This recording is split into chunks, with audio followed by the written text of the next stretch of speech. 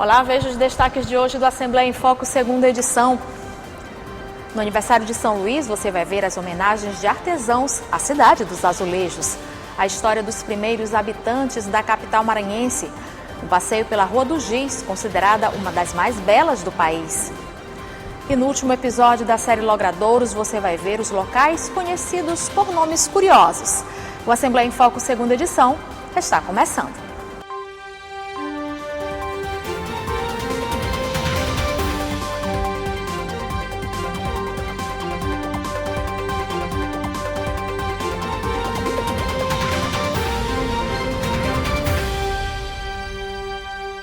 A capital maranhense completa 411 anos de história.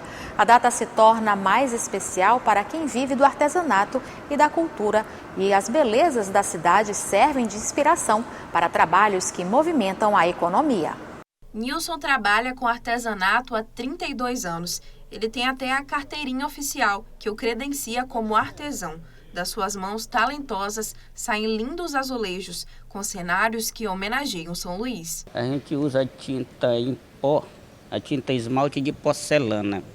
Aí faz com óleo de copaíba, aí mistura um querosene, um óleo singe e faz. Essas aqui a gente pinta no serigrafia e tem também no manual.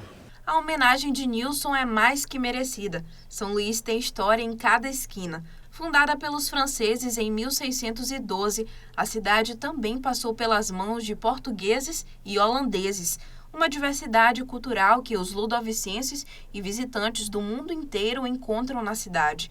O artesanato é um exemplo dessa riqueza, traduzida por quem comercializa pinturas, vestimentas e acessórios de todos os tipos.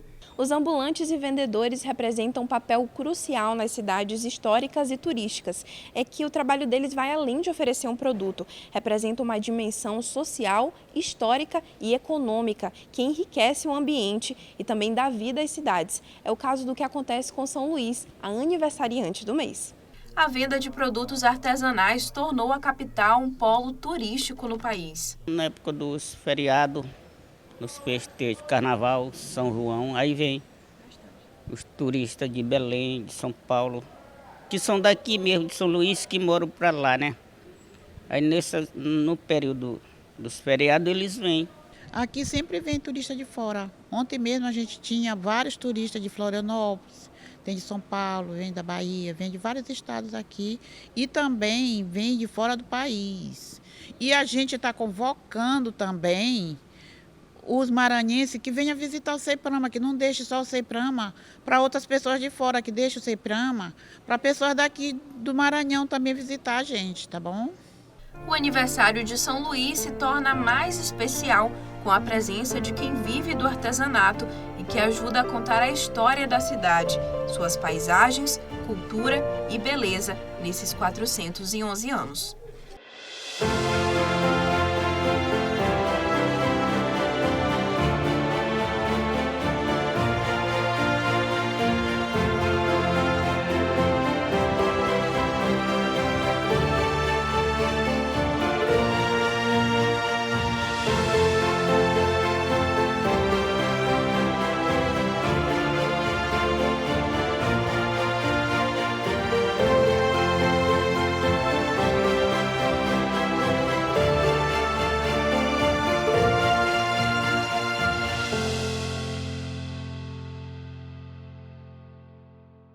E a história por trás da fundação de São Luís também se torna um capítulo interessante desses 411 anos.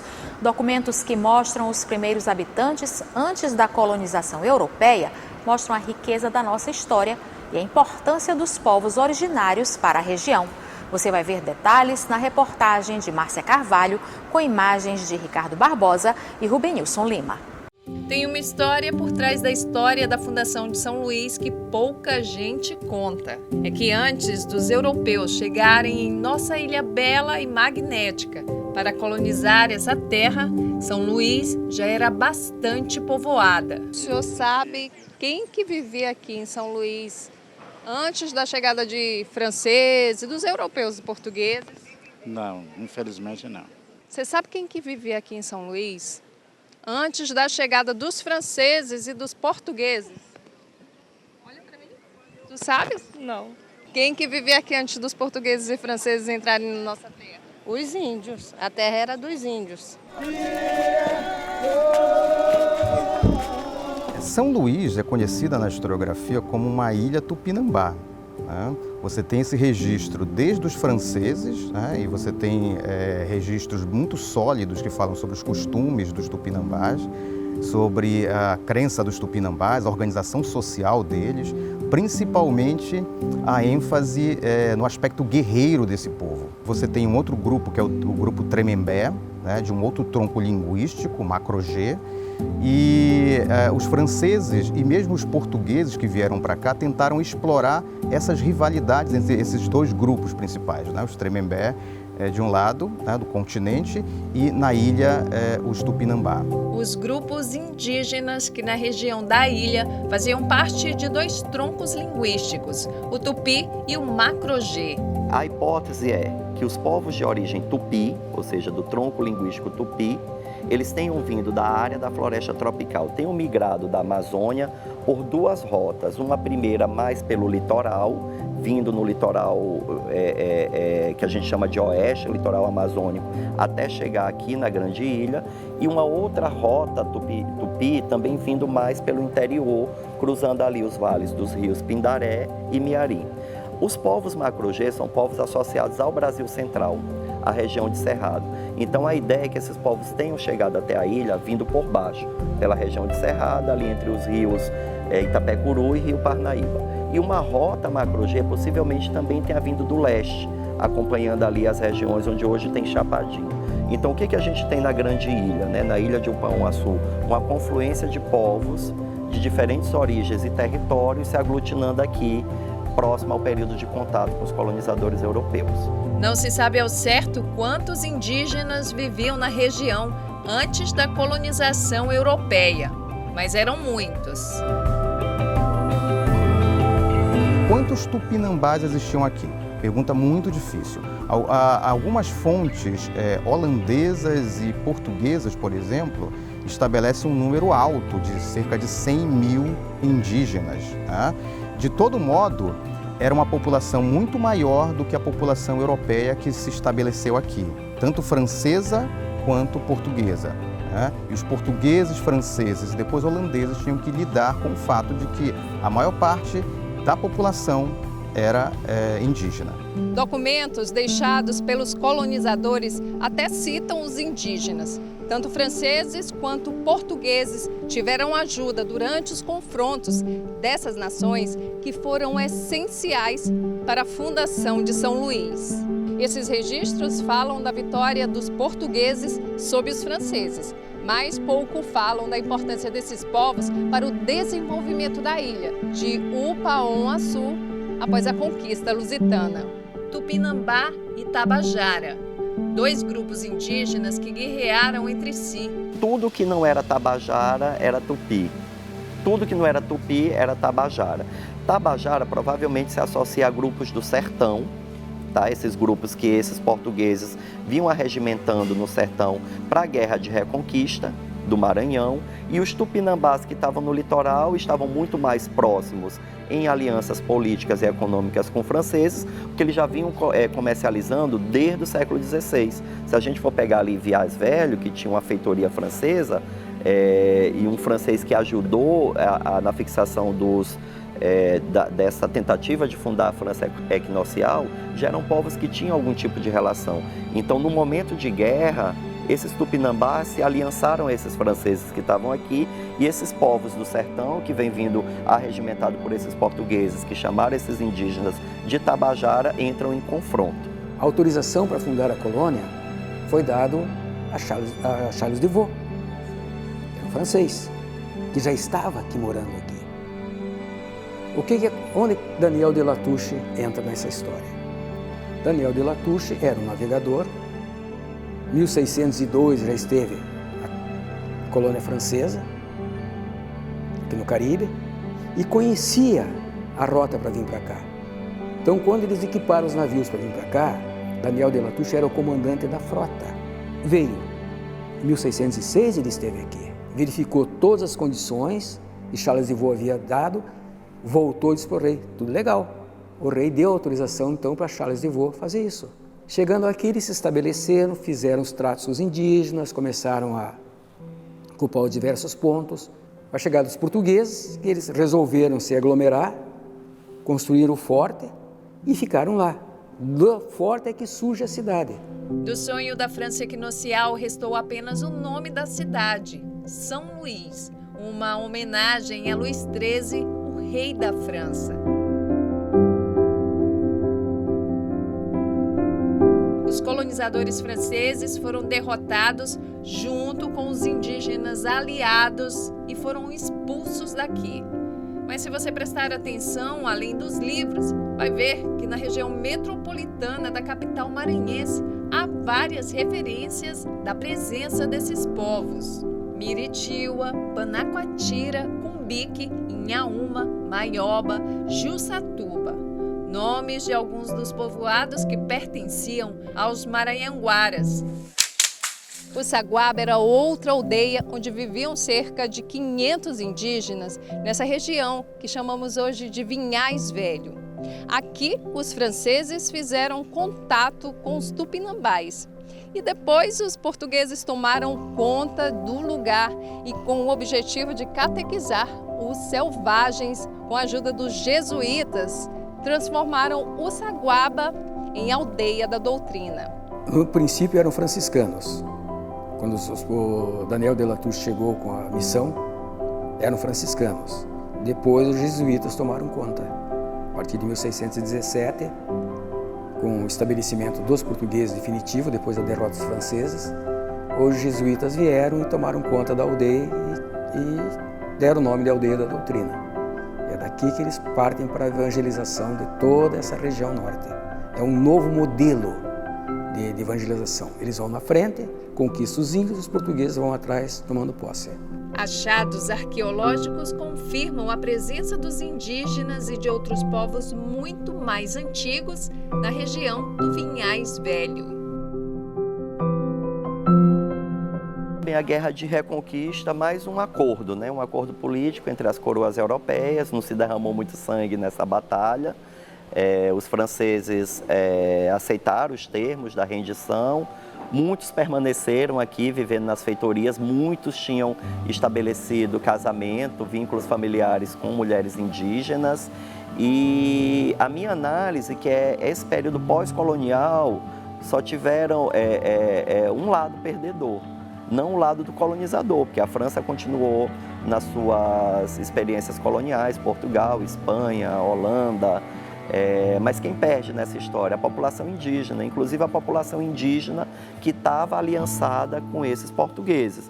E em que sentido essas populações perdem? Elas perdem porque elas começam a adquirir uma série de doenças às quais elas não tinham imunidade, perdem porque essa população indígena, em um primeiro momento, é escravizada, sobretudo os tupinambá que estavam aliançados com os franceses, perdem porque elas são expulsas dos seus territórios, né? Os que ficam são expulsos do seu território, e perdem também porque culturalmente, simbolicamente, essas populações são forçadas a se catequizar e acreditar em um novo Deus que vem com as ordens religiosas e o cristianismo. Perderam tanto que praticamente foram apagados da história de São Luís.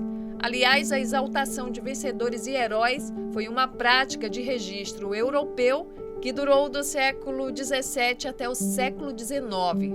Por isso, já ouvimos falar em Daniel de Latouche, Jerônimo de Albuquerque, São Luís, rei de França, e Dom João VI. Somente no século XX, os vencidos e subjugados foram vistos pelos historiadores sob uma nova perspectiva. Quando nós pensamos em guerras entre os europeus fora da Europa, nós temos que avaliar o seguinte: tem poucos soldados de verdade aqui, né, lutando, soldados europeus. Né? Em geral, essas guerras são travadas por indígenas, né, de grupos diferentes. Então, esses indígenas sabem disso e tentam negociar vantagens. Algumas vezes são vantagens pessoais para o principal, né, para a chefia indígena, e muitas vezes são vantagens coletivas. Costa Marapirão era uma chefia indígena muito importante, era um tabajara, que a gente considera também, né, parentes próximos aí dos Tupinambá. Né? Esse indígena tabajara, ele chega a escrever ao rei, ele é um índio letrado, e ele escreve ao rei Dom João IV e diz: nós somos os melhores guerreiros que vocês têm, né? Então vocês precisam nos respeitar como guerreiros, né? Ou seja, não nos escravizar. Mas não foi isso que aconteceu. Os povos originários foram praticamente dizimados, sofreram com a escravidão violenta e com doenças. 410 anos depois da fundação de São Luís, sobre a terra dos Tupinambá e Tabajara, ainda há muita coisa que se descobrir sobre os indígenas que viveram aqui, os ancestrais guerreiros da ilha de Upaum-Açu. Nós temos um desafio, nós, os historiadores, os antropólogos, né, os arqueólogos, né, etnólogos que trabalham com cultura indígena, que é demonstrar essa importância, reafirmar essa importância que é tão clara na documentação que nós trabalhamos, né? É tão evidente na documentação o impacto dessas comunidades indígenas, a história dessas comunidades indígenas, né? E, sobretudo, a relevância que eles sempre tiveram para os processos ocorridos no Maranhão. Tem que valorizar as oragens? É as origens da cidade. Bora fazer a festa da cidade? Mas de quem era a cidade? Dos índios. Nós estamos aqui agregados, mas pensamos que somos donos, né?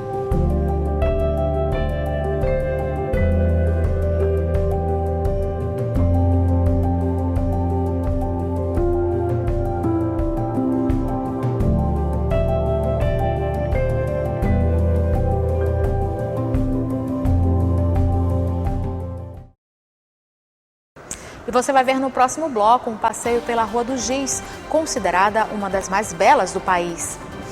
E no último episódio da série Logradouros, você vai ver os locais conhecidos por nomes curiosos. Você acompanha logo após o intervalo.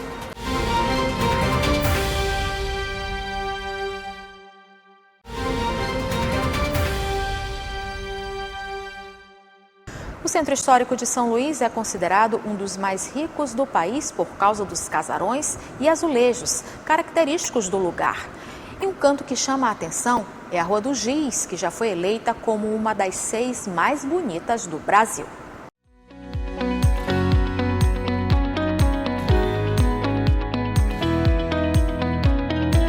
É uma das ruas mais instagramáveis do Centro Histórico de São Luís e muita gente já conhece a fama dela. Já foi eleita como uma das 6 ruas mais bonitas do país e que atraiu esses visitantes do Ceará. Eu achei maravilhosa, inclusive superando as expectativas pela pesquisa que eu fiz da cidade, né, da ilha como um todo, e assim fiquei encantada, não só com a Rua do Giz, como por todo o Centro Histórico de São Luís. Fantástica, superou as expectativas. Eu nunca tinha ouvido falar, descobri aqui e estou encantado, já tirei muitas fotos e estou gostando bastante. Impressionado. Nem sempre foi assim. Ela já foi chamada de Rua 28 de Julho, em homenagem à adesão do Maranhão à independência do Brasil.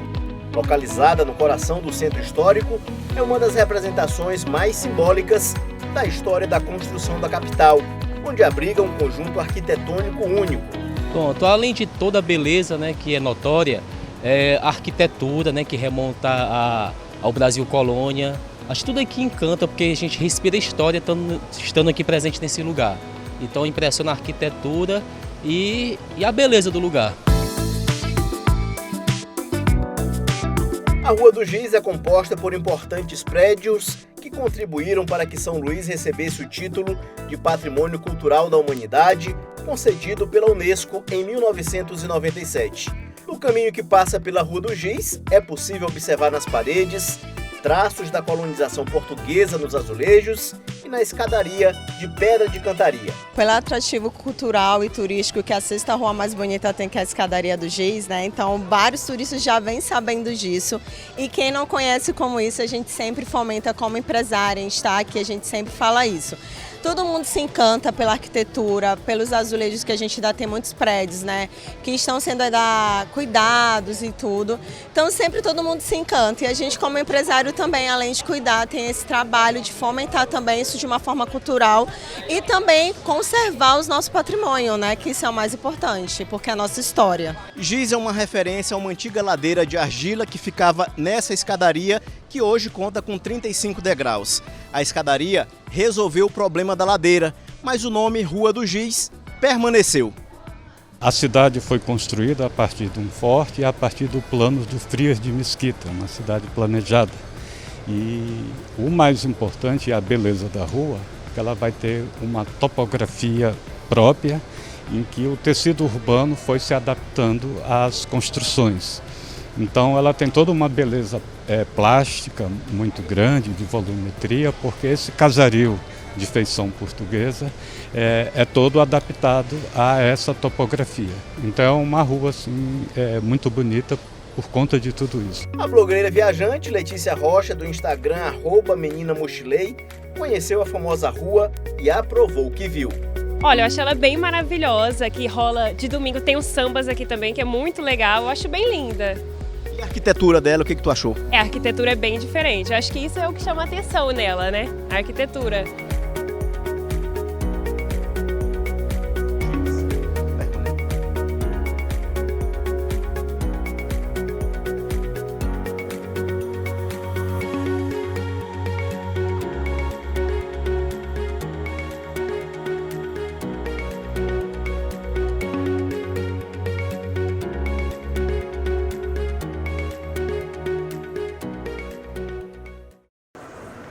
Durante toda essa semana, o Assembleia em Foco mostrou para você uma série de reportagens em homenagem à capital maranhense. No último episódio da série Logradouros, você vai ver os nomes curiosos que as ruas da capital são conhecidas.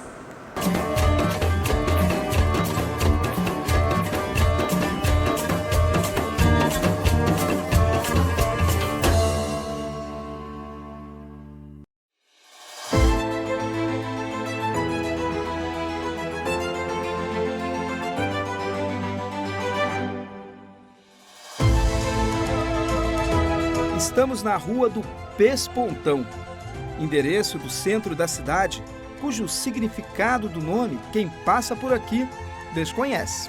É uma palavra forte e bonita. É. E qual o significado dela? E aí é que eu não sei. Até quem mora na rua há mais de 40 anos não sabe explicar o porquê do nome Pespontão. Não sei, não conheço o Pespontão, mas eu sei que esse nome já é antigo.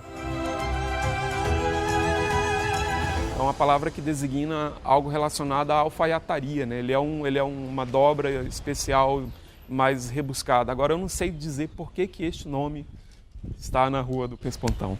Ao longo do tempo, muitos logradouros da capital foram batizados com nomes curiosos, como esse aqui, a Rua do Pespontão. Parece estranho, né? Mas tem uma explicação. A escolha desses nomes se deu de forma espontânea, sempre a partir de experiências vividas pelos moradores em determinada época da história. Os nomes curiosos, eles têm muito a ver com fatos que aconteceram no lugar. Existem muitas histórias curiosas que aí tem um leque para pesquisa muito grande, pela memória, sobretudo, das pessoas mais velhas, que ouviram de seus pais e de seus avós muitas dessas histórias. Que tal conhecer algumas dessas histórias? O caminho da boiada, por exemplo, era por onde passavam os animais, levados até o matadouro para serem abatidos e transformados em alimentos. A Rua do Mocambo faz referência a uma área quilombola, refúgio de escravos. Já a Rua das Crioulas... Rua das Crioulas, o Domingos Vieira também diz que ele se deve ao fato de que em algum ponto do que era o final da rua, se concentravam mulheres negras e elas tinham certa capacidade de sedução, enfim, ele faz uma descrição bastante romântica e idealizada dessas mulheres e do poder de sedução delas. Mas no quesito criatividade, os becos são insuperáveis. É cada nome e a explicação é contada por quem vive e anda por esses becos.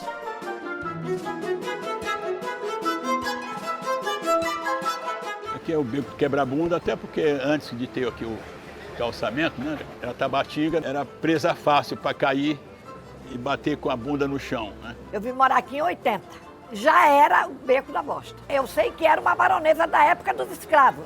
Ela era milionária e ela botava as fezes, mandava os escravos jogar as fezes nesse prédio aqui. Esse beco começou com uma senhora, estava nesse canto ali, e passou um gringo, a menina estava chorando e ela acho que não podia pegar a criança, e o moço assim, Caela, Caela, Caela. Aí ficou, Beco da Caela. Esses nomes curiosos, eu diria que são nomes de resistência, porque permanecem ao longo de séculos. Isso é muito importante. Daqui a algumas gerações para frente, vão saber. Por quê? Primeiro, não está só registrado do ponto de vista oral, mas está registrado na literatura. E essa literatura ela tem que permanecer, porque ela vai ajudar a explicar muitos desses fatos que aconteceram na cidade de São Luís, que é uma cidade das mais antigas do Brasil e rica nessas histórias, dessas nomeações e desses fatos pitorescos que a gente encontra na cidade. Uma riqueza que precisamos cuidar, compartilhar, já que aprender a origem e o significado dos nomes dos logradouros da nossa cidade é uma forma de conhecer melhor e preservar a memória e a identidade cultural do lugar em que vivemos.